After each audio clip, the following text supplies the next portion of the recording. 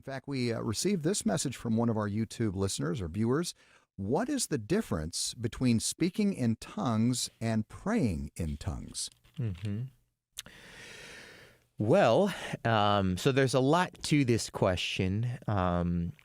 There is essentially just taking a step back, we know that these gifts, the gift of tongues, gifts like the gift of prophecy, were very clearly a part of the apostolic age.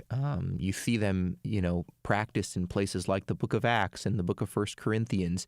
And so there's a debate in the church today about whether or not these gifts have an ordinary place in the life of the church, local churches.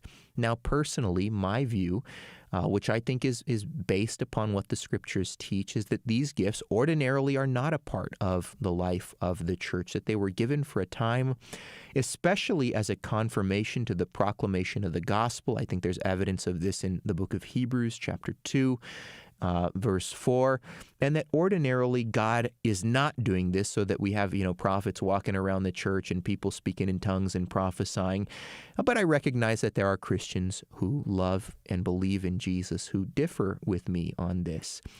With regard to what the gift of tongues was or is, and the difference between praying in tongues and speaking in tongues, I don't think, based on what Paul said in 1 Corinthians 14 and even what we see in Acts chapter 2, that the gift of tongues, I don't think that there's any difference between praying or speaking in tongues, because I think when an individual was speaking in tongues, it was speech directed to God. Even in the book of Acts, what the people heard were the people declaring the wonderful works of God. In other words, it was almost as if they were praising God in these other languages. The disciples were praising God in these other languages, which in turn led the people to begin to ask questions, and Peter was able to preach the gospel there on the day of Pentecost. And so I think there in Acts, it was prayer or praise to God, and I think that fits what we see in 1 Corinthians chapter 14, where the Apostle Paul talks about the gift of tongues as these prayers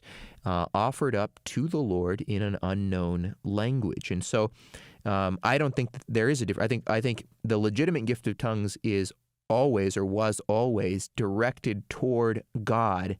And so in that sense, there wouldn't be a difference. Thank you for that question. Again, the passages that you're going to want to look at and especially dig in deeper, 1 Corinthians chapter 14, that's where Paul has his extended discussion or teaching on the gift of tongues and also the gift of prophecy. God bless.